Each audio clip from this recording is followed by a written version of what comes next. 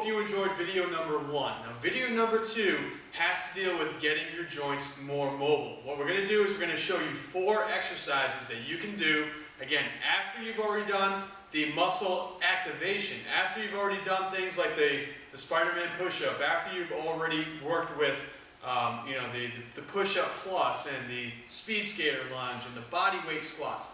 After you've done those, now it's time to get the joints more mobile, get you even further warmed up. Now restart the way that I have my athletes do it, from the ground up. Now as a thrower, your ankles are very important.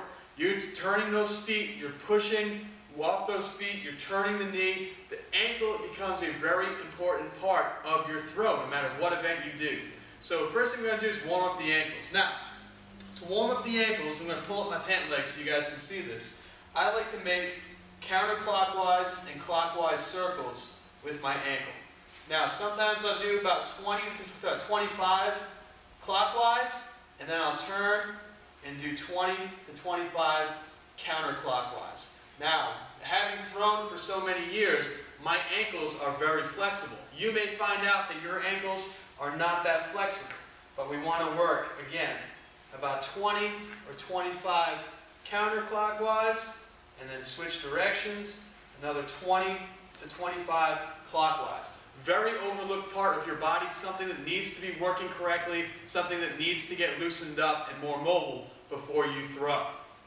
After that, we're going to work on the hips. Now with the hips, what I like to do is do a hurdle step over drill without the hurdle. If you can imagine having hurdles in front of you, you should be having your athletes do these before they practice every day.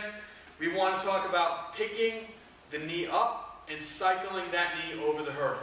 So what you can do is grab onto something to keep your balance if you need to. If not, even better. We want to see you pull that knee up as high as you can, open and close. Knee up, open, close. I usually do anywhere from 7 to 10 on each side. Knee up, open, close. Work on getting that knee as high as possible. So knee up, open, close.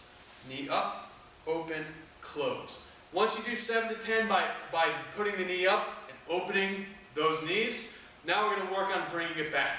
So now we're going to pull back and cycle forward. We're going to pull up, cycle forward.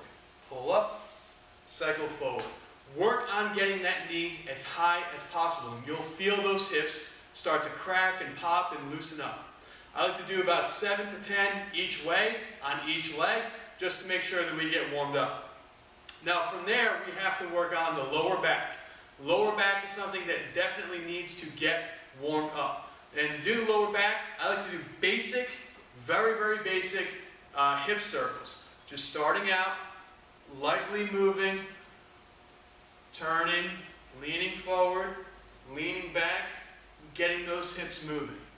Now at this point, what you'll notice is that when you did the muscle activation, you were doing some sprints, you were doing some squats and some lunges. You might have been a little bit out of breath, okay? And your body might have been a little bit tired. Your heart rate might have been raised.